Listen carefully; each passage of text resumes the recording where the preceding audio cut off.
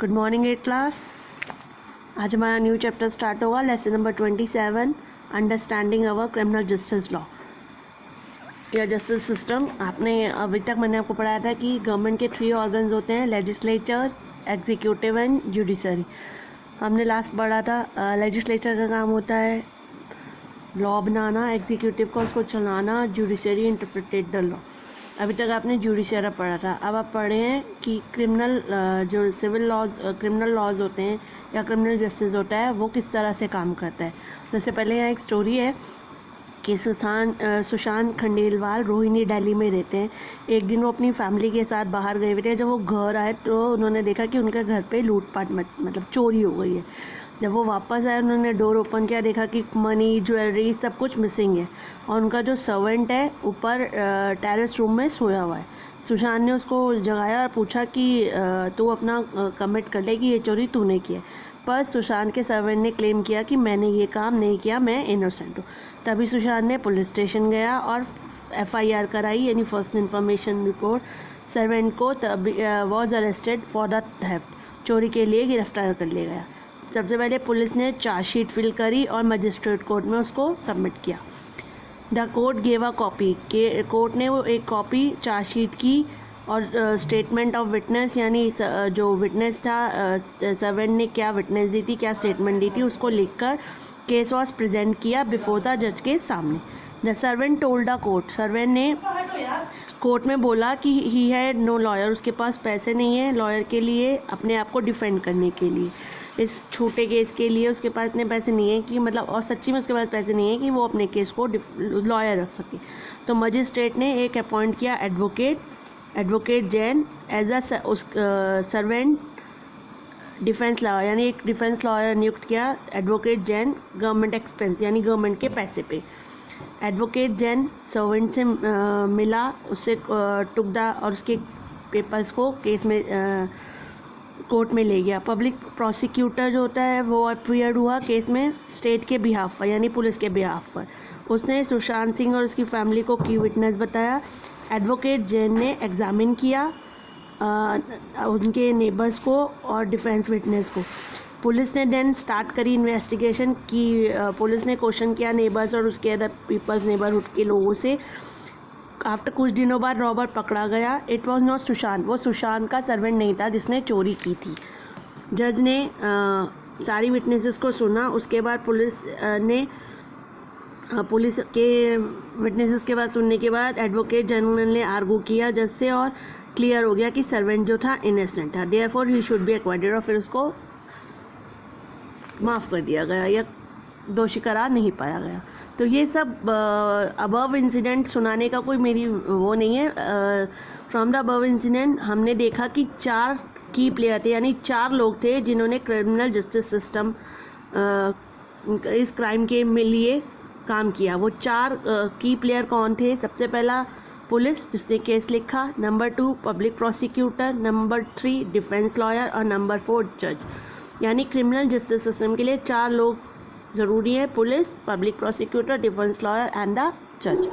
अब सबसे पहले आता है अवर कॉन्स्टिट्यूशन स्टेट दैट, हमारी जो कॉन्स्टिट्यूशन है, हमारा संविधान है, हर व्यक्ति को अगर एक of a crime deserve a fair, यानी एक फेयर मौका देता है। अगर किसी क्राइम हुआ है, किसी को पुलिस ने अरेस्ट किया तो वो पूरा मौका देता है कि वो अपने आप को साबित कर सके कि वो गिल्टी है या नहीं है। अकॉर्डिंग टू आर्टिकल 22 के अंतर्गत कॉन्स्टिट्यूशन जो है, हर पर्सन को फंडामेंटल राइट है हमारा कि वो to be defend by a lawyer, वो अपने आप को लॉयर के मदद से डिफेंड अपने आप को पेश कर सकता है कि उसने ये क्राइम नहीं किया है। आर्टिकल 39 के अंतर्गत कॉन्स्टिट्यूशन ने ड्यूटी दी है स्टेट को टू प्रोवाइड ए लॉयर, कि अगर कोई व्यक्ति सिटीज़न लॉयर नहीं प्रोवाइड, मतलब उसके पास पैसे नहीं है, वो लॉयर नहीं अवेलेबल करा सकता, तो स्टेट गवर्नमेंट उसको अवेलेबल कराएगी लॉयर।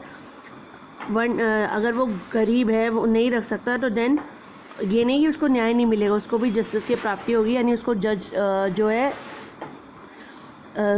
लॉयर, यानी उसको डिफेंड करने के लिए लॉयर देगा। ठीक है, अब हम पढ़ रहे हैं वह क्रिमिनल जस्टिस सिस्टम की पीपल, 4 लोग इनके बारे में जो प्रोसीजर क्रिमिनल जस्टिस को दूसरे क्राइम को ख़त्म करने में हमारी मदद करते हैं। सबसे पहले होती है police. Parliament make law, parliament जो है लॉ बनाती है, ये तो आपको बताया था। और एग्जीक्यूटिव डिपार्टमेंट जो है उस लॉज को प्रॉपरली और इफेक्टिव तरीके से चलाता है। गवर्नमेंट जो है, गवर्नमेंट के पास बहुत सारी एजेंसीज होती हैं जो इन लॉज को चलाने में मदद करती है। सबसे पहले होती है police. Police are the primary law enforcement agency. Police जो है वो सबसे प्राइमरी लॉ एनफोर्समेंट एजेंसी है जो रिस्पॉन्सिबल होती है प्रिवेंटिंग क्राइम ना हो, इन्वेस्टिगेशन करती है क्राइम को कि कैसे हुआ, क्यों घटी ये घटना, अपहोल्डिंग द लॉ को बनाए रखने में, और मेंटेनिंग पब्लिक ऑर्डर को शांति मेंटेन करने में। ये 4 काम होते हैं पुलिस के। सबसे पहले police are the first to be involve in a criminal case. सबसे पहले पुलिस होती है जो फर्स्ट होती है क्रिमिनल केस में, मतलब कोई भी क्राइम होता है तो उसमें पुलिस सबका काम सबसे पहले होता है। वो रिस्पॉन्सिबल होते हैं क्रिमिनल की इन्वेस्टिगेशन करते हैं। सबसे पहले पुलिस इन्वेस्टिगेशन में conduct in accordance with law, यानी पुलिस भी जो क्या कहते हैं इन्वेस्टिगेशन करती है वो लॉ को ध्यान में रखकर और ह्यूमन्स राइट को रिस्पेक्ट में को ध्यान में रखकर वो ये काम करती है। एट द इन्वेस्टिगेशन स्टेज पर पुलिस गैदर इकट्ठा करती है इंफॉर्मेशंस, यानी घटना कहाँ पर हुई, क्यों हुई, कौन था, किसने देखा, क्या हुआ किसके साथ, ये सब काम पुलिस का होता है। उसके बाद ये लोग डिसाइड करते हैं कि एविडेंस मिलते हैं इनको कि ये क्राइम हुआ भी था या नहीं हुआ था। यानी सबसे पहले फर्स्ट स्टेज पर इन्वेस्टिगेशन करने से पहले पुलिस गैदर करती है, इंफॉर्मेशन इकट्ठा करती है, कौन कौन इन्वॉल्व था, क्राइम किसके साथ हुआ, दूसरा व्यक्ति कौन था, विटनेस किसने देखा, ये सब इंफॉर्मेशन कलेक्ट करने का काम पुलिस का है। अब है guidelines for the police. Police are not over and above the law. Police जो है वो लॉ से ऊपर नहीं है, बल्कि कोड ऑफ पुलिस को भी लॉज के हिसाब से या कॉन्स्टिट्यूशन के हिसाब से काम करना पड़ता है। सुप्रीम कोर्ट जो है उन्होंने एक गाइडलाइन दी है पुलिस को कि आप जब अरेस्ट करोगे, किसी भी व्यक्ति को अरेस्ट करोगे या उसका इंटेरोगेशन करोगे, उसके लिए गाइडलाइन दिया है, अपनी मर्जी से पुलिस भी कुछ नहीं कर सकती है। इन्वेस्टिगेशन बिगेन, इन्वेस्टिगेशन जो है वो बिगेन होता है व्हेन ए क्राइम और इंसिडेंट इज रिपोर्टेड और note to the police. Investigation start किया जाता है जब तक पहले इंसिडेंट को रिपोर्ट किया जाता है। कौन रिपोर्ट करता है यानी कौन लिखता है? पुलिस, और फिर वो छानबीन करती है। सम ऑफ दीज गाइडलाइन, कुछ गाइडलाइंस ऐसे हैं। सबसे पहले क्या करती है पुलिस? टाइम, क्या समय था, कहाँ से अरेस्ट किया गया है, और वेन्यू ऑफ कस्टडी, उसको कहाँ ले जाएगा। यानी जो गिल्टी पर्सन है या गिल्टी नहीं भी है, अगर पुलिस को लगता है, कितने बजे उठाया गया, कहाँ से अरेस्ट किया गया और कौन सी जगह पर उसको जेल में अभी कस्टडी में रखा जाएगा, ये सब पुलिस को नोट करना पड़ता है। दूसरा, पुलिस को अलाउ नहीं किया जाता, पुलिस किसी भी व्यक्ति को जैसे क्या कहते हैं एक्सक्यूज़ को पकड़ के लाती, उसको टॉर्चर या बीट नहीं कर सकती, मतलब हाँ ज़बरदस्ती हाँ कराने के लिए इन्वेस्टिगेशन के पीछे उसको मारे पीटे, ऐसा पुलिस नहीं कर सकती। The excuse should be made aware of his right immediately after the arrest. Excuse जिसने उसको मालूम होना चाहिए कि किस अरेस्ट, क्यों उसको पकड़ा जा रहा है, उसने ऐसा आफ्टर द अरेस्ट यानी उसको अरेस्ट किया जा रहा है, उसने क्या किया है, किस बात के लिए उसको पकड़ा जा रहा है, उसको मालूम होना चाहिए। If the relative of the accused do not reside, यदि उसके जो एक्सक्यूज़ है उसके रिलेटिव वहाँ नहीं रहते तो पुलिस को पुलिस जो है उनके रिलेटिव्स को लीगल नोटिस भेजेगी या उनको इन्फॉर्मेशन प्रोवाइड कराएगी कि आपके पर्सन को क्यों पकड़ा गया है। अब आता है पुलिस ऑफिसर्स। पुलिस ऑफिसर्स सबसे मोस्ट इम्पॉर्टेंट डिस्ट्रिक्ट का होता है, जिसको एसपी कहते हैं, सुप्रिटेंडेंट ऑफ पुलिस। फिर ASP, additional superintendent of police. Number 3 DSP, deputy superintendent of police, ये डिस्ट्रिक्ट का सब डिवीजन में। फिर the charge of police station, उसको कहते हैं inspector of police. In charge of smaller police, छोटे पुलिस स्टेशन का SI, sub inspector of police. फिर assistant sub inspector of police, head constable, उसके नीचे कांस्टेबल, और सबसे लास्ट होता है चौकीदार। सबसे बड़ा होता है सुप्रिटेंडेंट ऑफ पुलिस। आप पहले छोटे के पास जाते हैं, देन फिर आप बड़े के पास जाते हैं अगर आपको कोई रिपोर्ट लिखानी होती। पुलिस डिपार्टमेंट जो है अपॉइंट करता है चौकीदार को विलेज में। जो हेल्प करता है पुलिस की डिटेक्ट करने में कि क्राइम और कहाँ पर क्राइम हुआ है, ये कैसे क्राइम हुआ है, या कल्प्रिट कौन है, उसको कैसे अरेस्ट किया जाएगा। अब आता है article 22 of constitution and the criminal law guarantee. Article 22 और क्रिमिनल लॉ जो है गारंटी देता है हर अरेस्टेड पर्सन को कि उसके भी कुछ अधिकार हैं। क्या अधिकार हैं? सबसे पहले the right to be informed. जब उसको अधिकार है इस बात का कि जब उसे टाइम अरेस्ट किया जाए तो उसको पता होना चाहिए कि उसको अरेस्ट किया क्यों जा रहा है, उसने क्या किया है, किस बात क्या जुर्म किया है।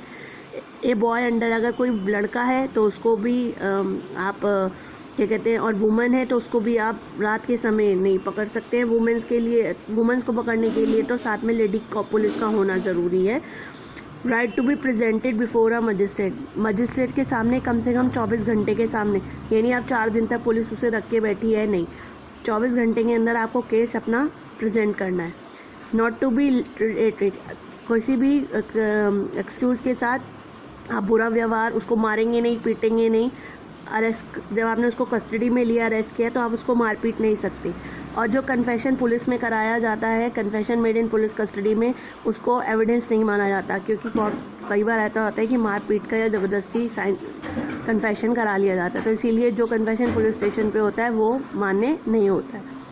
तो अभी आज हमने पढ़ा पुलिस के बारे में। अब कल हम स्टार्ट करेंगे कि कैसे FIR होती है, डिफेंस लॉयर कौन होता है, पब्लिक प्रोसिक्यूटर क्या होता है। चलिए आज यहीं पे क्लास ख़त्म करते हैं। हैव अ नाइस डे बच्चा।